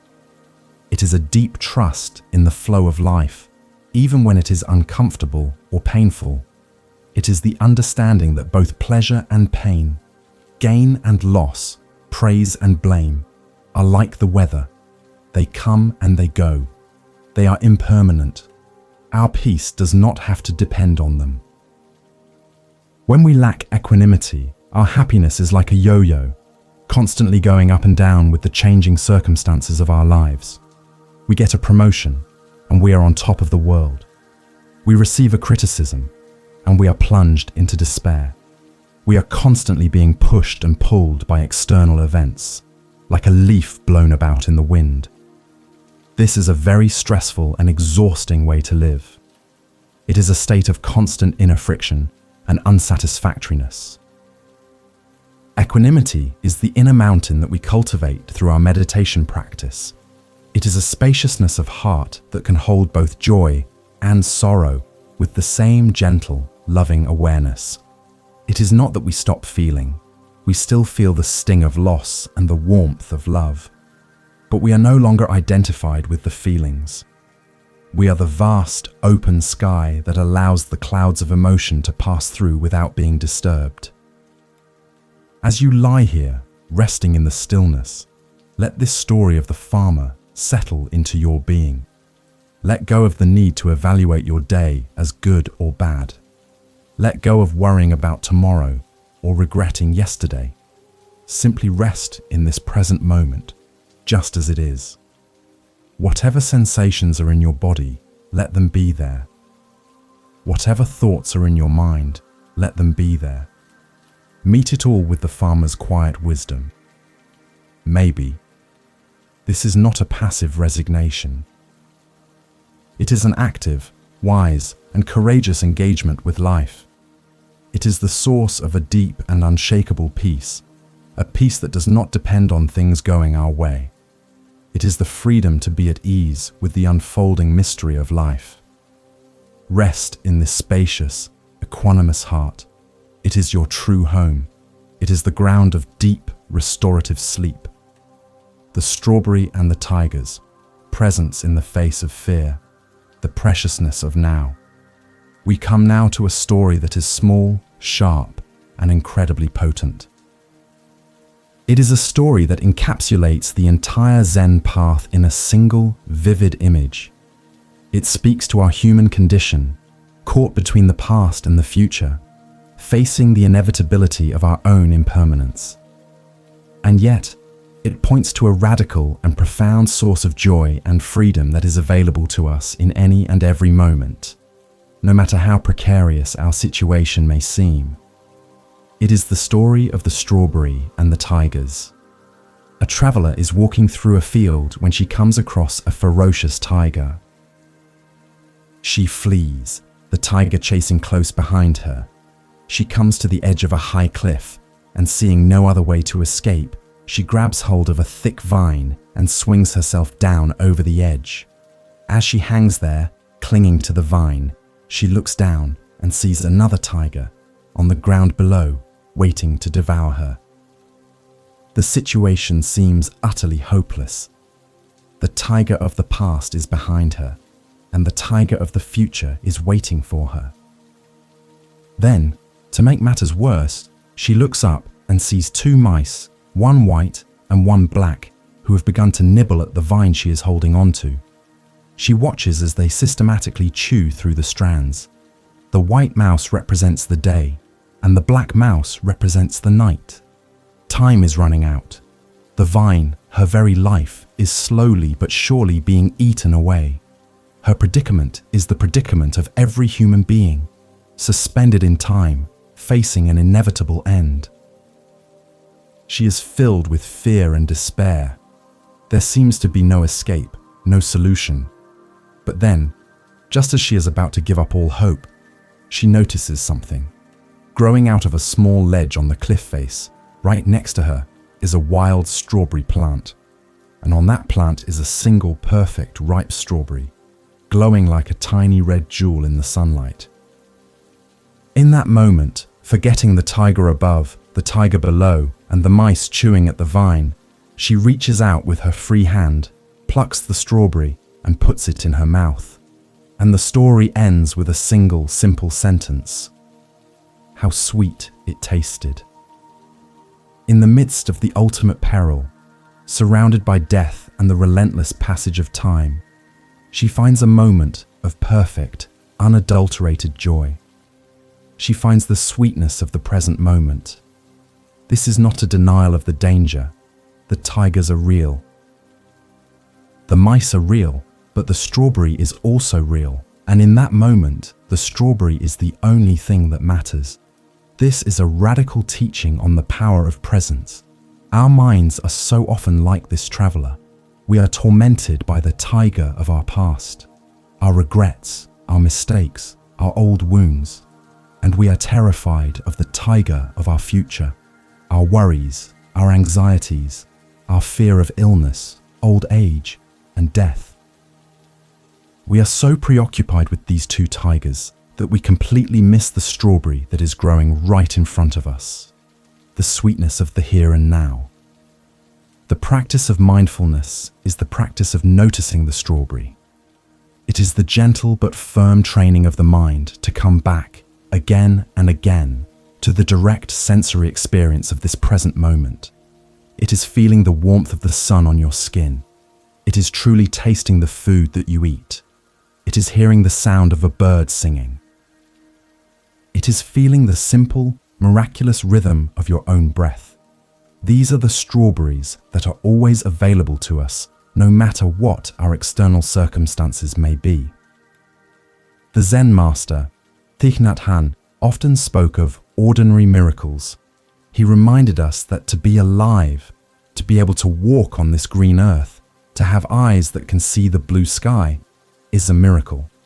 But we are so busy, so lost in thought, that we miss these miracles. We are constantly searching for some future happiness, believing that we will finally be able to relax and be at peace when we get the promotion, find the perfect partner, or solve all our problems. But the strawberry is not in the future. The strawberry is always now. As you lie here, feel the truth of this story in your own being.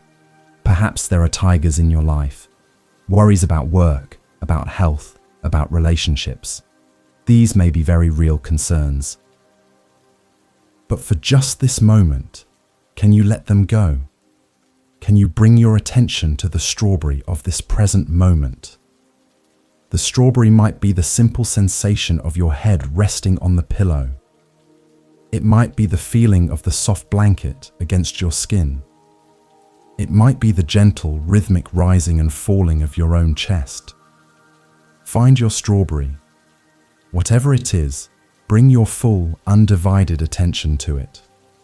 Savor it. Let its simple sweetness fill your awareness. You do not have to solve all your problems tonight. You do not have to figure out the future.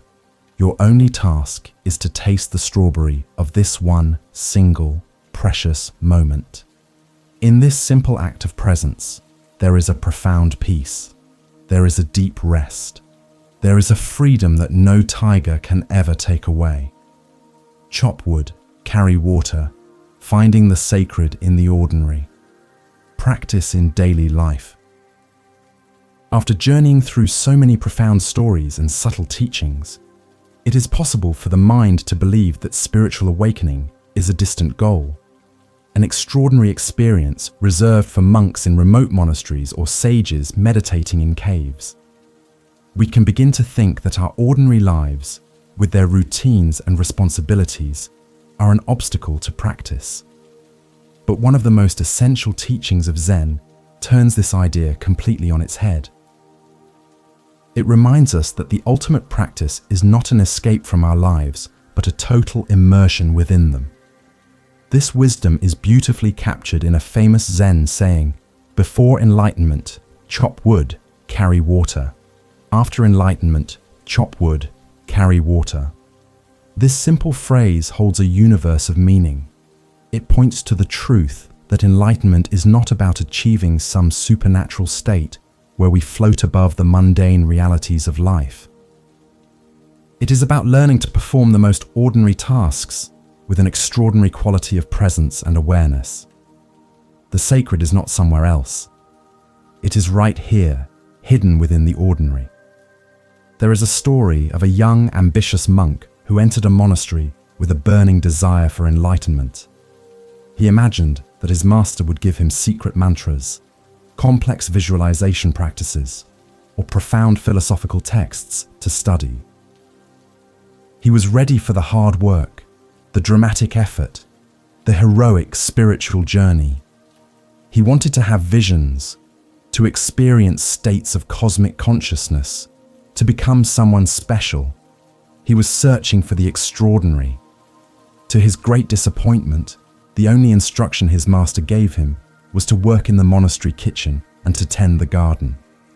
The young monk spent his days washing rice, chopping vegetables, sweeping the floors, and pulling weeds. He felt frustrated and unseen. He thought, "How can I possibly find enlightenment while doing these boring, repetitive tasks? My master has clearly underestimated my potential. I am meant for greater things than this." He performed his chores with a mind that was resentful and constantly elsewhere.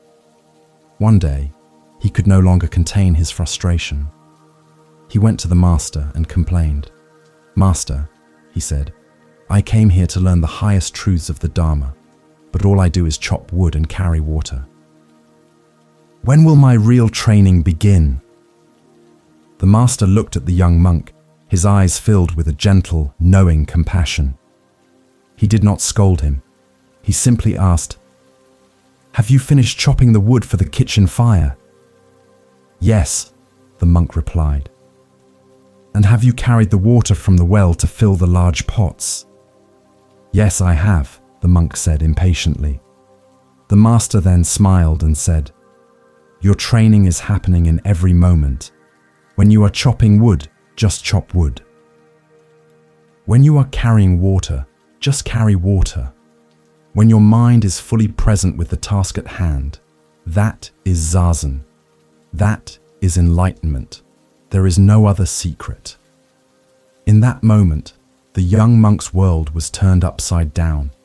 He realized he had been searching for something in the future, while completely missing the reality that was right in front of him. He had been treating his daily tasks as an obstacle, something to be rushed through in order to get to the real practice. The master showed him that the tasks themselves were the practice. The way he chopped the wood, the attention he brought to carrying the water, That was the measure of his spiritual understanding. It is not what you do, but how you do it. Any activity performed with total, non-judgmental awareness can be a profound meditation. This is the practice of mindfulness in action. This teaching is a great relief. It means we do not have to change our lives dramatically to practice the Dharma. We do not have to leave our families, quit our jobs, or move to a monastery. We can find our practice right in the midst of our messy, beautiful, ordinary lives. When you are washing the dishes, can you just wash the dishes? Can you feel the warmth of the water, the smoothness of the plate, the smell of the soap? Or is your mind 1,000 miles away, worrying about work or replaying an old conversation? When you are walking to your car, can you just walk? Can you feel the sensation of your feet on the ground, the feeling of the air on your skin? When you are listening to a friend, can you just listen with your whole being without planning what you are going to say next? This is how we chop wood and carry water in the modern world. We bring a simple, undivided attention to the fabric of our daily lives.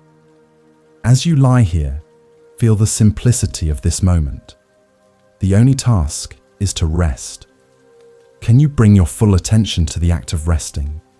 Feel the weight of your body, the support of the bed, the gentle rhythm of your breath. This is your practice right now. It is the most important thing in the entire universe.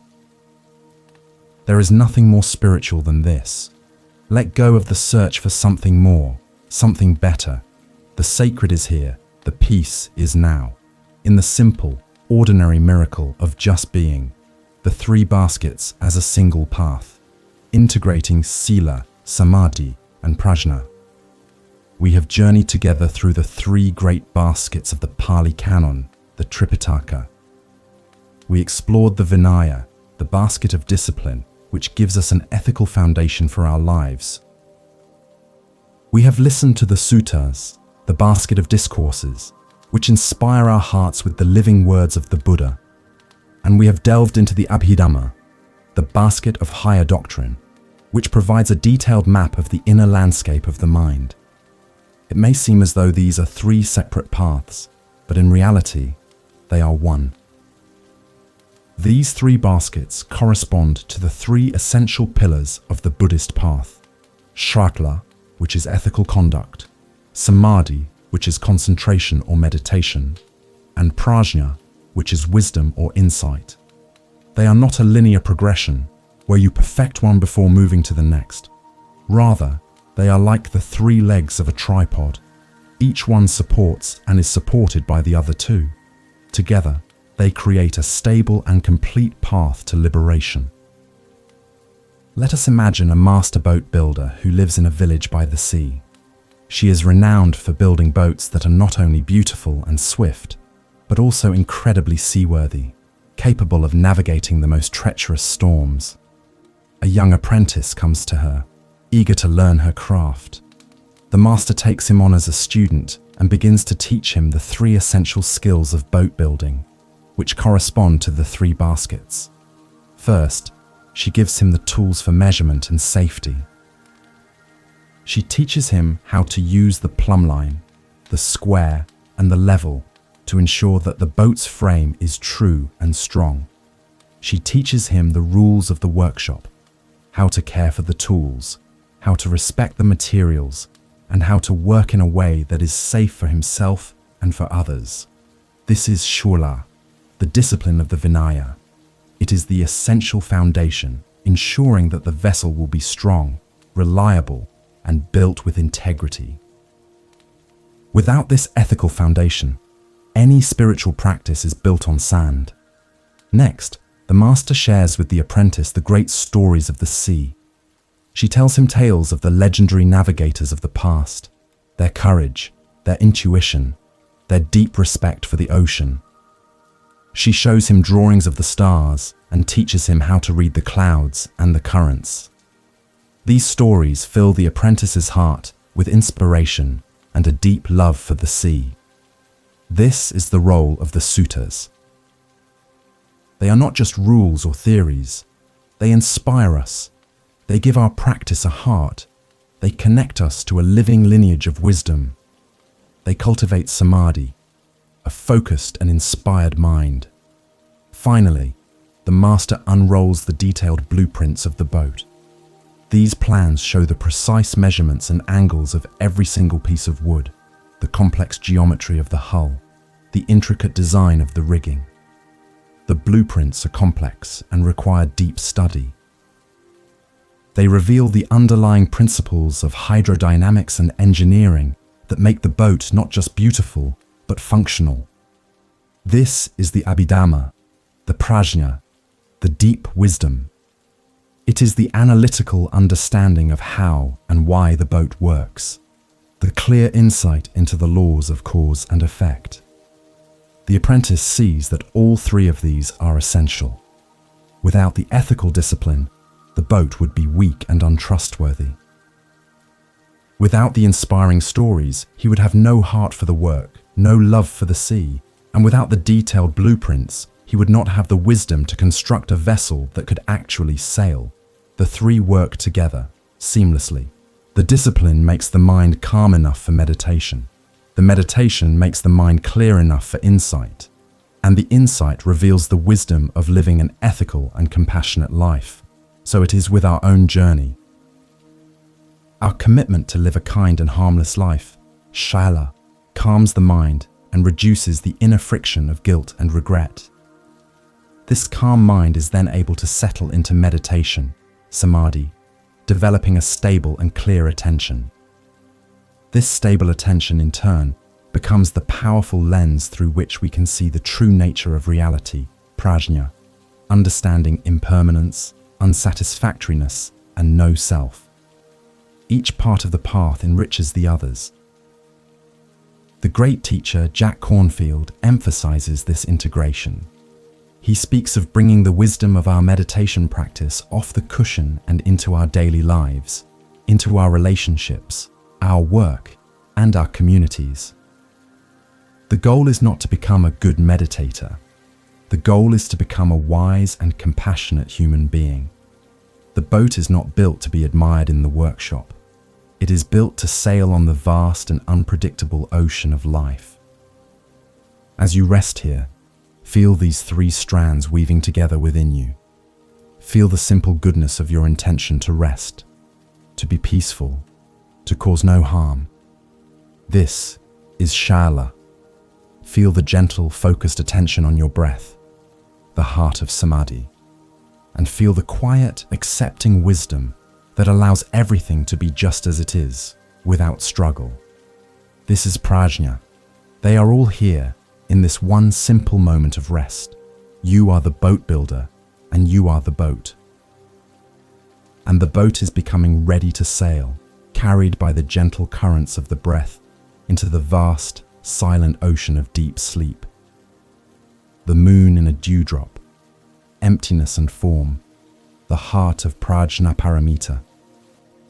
As our journey together nears its gentle close, we arrive at one of the most sublime and poetic teachings in all of Zen Buddhism. It is the understanding of the relationship between what is called emptiness, or shunyata, and form. This can sound like a very abstract philosophical concept, but it is actually a very intimate and direct experience. It is the realization that the world is both empty of any separate independent existence and at the same time radiantly full of life and beauty. The great Zen master Dogen expressed this profound insight in a beautiful and famous poem.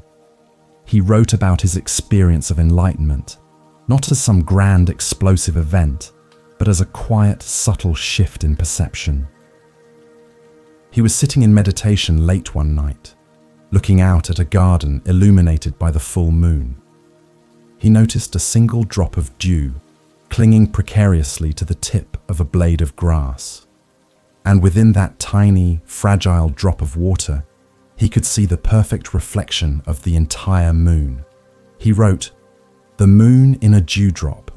The dewdrop does not break the moon, and the moon does not disturb the dewdrop." In this simple image, a universe of wisdom is contained. The dewdrop represents form, this particular, temporary, fragile moment of existence. Your body resting here is a dewdrop. This breath is a dewdrop. The sound of my voice is a dewdrop. Each one is a unique, precious, and transient manifestation. The moon represents emptiness, or shunyata. It is the vast, boundless, ungraspable nature of reality itself. It is the open, spacious awareness in which all forms, all dewdrops, appear and disappear. The moon has no fixed location, no single form. It is the underlying potentiality from which all things arise. It is the silent, luminous background of all experience. It is the essence of our own mind. Dogen's insight was this: the entire moon, the vastness of emptiness, is fully present within each and every tiny dewdrop, each momentary form. This very moment, this very breath, contains the whole of reality. The boundless is not separate from the particular. The sacred is not separate from the ordinary. The whole universe is present in a single blade of grass. At the same time, the dewdrop does not own the moon. It simply reflects it. The moon is not harmed or diminished by being reflected. This is the meaning of the famous line from the Heart Sutra, the core text on the wisdom of emptiness, or Prajnaparamita. It says, "Form is emptiness. Emptiness is form." They are not two separate things. They are two aspects of the same, single reality. Form is the wave, emptiness is the ocean. The wave is nothing but the temporary movement of the ocean, and the ocean is nothing but the potential for all waves to arise. There is another Zen story that illustrates this. A monk named Chiyono studied for years but was unable to achieve enlightenment. One moonlit night, she was carrying an old bucket filled with water. The bamboo strips holding the bucket together were old and worn. As she walked, she was watching the reflection of the full moon in the water she was carrying. Suddenly the bamboo strips broke, the bucket fell apart, and the water rushed out onto the ground. The reflection of the moon vanished. At that moment, Chiyono was enlightened. She wrote a poem. In this way, and that I tried to save the old pail. The bamboo strips weakened and were beginning to break, until at last the bottom fell out. No more water in the pail, no more moon in the water, emptiness in my hand. As long as she was trying to hold on to the bucket, to grasp the reflection, she was stuck. When the bucket broke, when the form dissolved, she was left with the direct reality of emptiness itself. She was holding the moon itself, not just its reflection. This teaching on emptiness is not a negation of life. It is the ultimate affirmation of it. When we see that all forms are temporary and dreamlike, we are freed from our desperate clinging to them. We can love them, appreciate them, and engage with them fully, precisely because we know they are transient. We can love the dewdrop and the moon's reflection within it, without being shattered when the sun rises and the dewdrop evaporates. We know that the moon is still there, shining in the vastness of the sky. As you lie here on the threshold of sleep, let your mind rest in this gentle paradox. Feel the form of your body, the solid reality of its weight and warmth. This is the dewdrop, precious and real in this moment. And at the same time, feel the vast, open space of awareness in which your body is resting.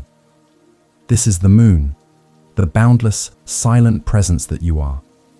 You are both the dewdrop and the moon. There is nothing to hold on to and nothing to fear. The bucket of the self, with all its stories and struggles, can fall away. And what is left is not a void, but a luminous, peaceful emptiness that is the source of all things. Rest in this luminous emptiness. Let it hold you. Let it soothe you. Let it carry you into a sleep that is as deep and as peaceful as the silent moonlit night sky. And so, our journey through these gentle stories and ancient teachings comes to a soft and quiet close. Let the words now fade away, like echoes in a distant valley. The journey inward continues, but now it proceeds in silence. Bring your awareness, very gently, back to the simple, undeniable reality of your body resting here. Feel the contact points, the places where your body meets the surface beneath you. Feel the weight of your limbs, heavy and relaxed. You have arrived. You are here. Your breath is here, a soft and steady rhythm, an anchor in the ocean of this present moment. This is enough, more than enough. There is nothing you need to add to this moment to make it complete. There is nowhere else you need to be. There is no one else you need to become. This simple, breathing, existing is a miracle. It is a gift. Let yourself receive this gift of your own presence without any judgment or condition. The time for doing is over. The time for effort has passed. Now is the time for a deep letting go, a surrender into rest. Give yourself permission to release everything. Release the stories of the day. Release the plans for tomorrow. Release the need to understand or to figure anything out. Allow your body to become heavy, soft, and completely supported. Allow your mind to become spacious, open, and still. You are safe. You are held. It is time to rest. If this space we have shared has resonated with you, know that you can always return. This quiet sanctuary is here for you whenever you need a moment of peace, a refuge from the noise of the world. If you wish to find your way back easily, feel free to subscribe to keep this path open. Think of it as leaving a soft light on, a beacon to guide you back to this harbor of stillness whenever you may need it. Now, as you drift on the edge of slumber, take a moment to appreciate yourself. Appreciate your willingness to undertake this journey, your openness to these teachings. Appreciate the profound intelligence of your body, which knows exactly how to heal and restore itself through the miracle of sleep. There is nothing to fear in this letting go. It is a homecoming. A return to the deep, silent source of your own being. Let the last vestiges of awareness dissolve like sugar in water. Let go of the listener. Let go of the one who is trying to sleep. Allow sleep to arise naturally, gently, like a soft fog rolling in from the sea. It will come in its own time. Your only task is to remain open, to be soft, to be willing, to trust. May your sleep be deep and dreamless. May you rest in a peace that is beyond all understanding. May you awaken refreshed, renewed, and with a heart full of gentleness. Good night. Rest well.